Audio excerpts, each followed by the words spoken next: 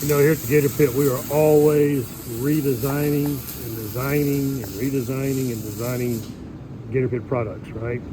Well, today I'm redesigning our bacon presses and our burger presses because I want to have a little fancier look to it, a little more custom look to it, and I also want to have some Gator branding on them.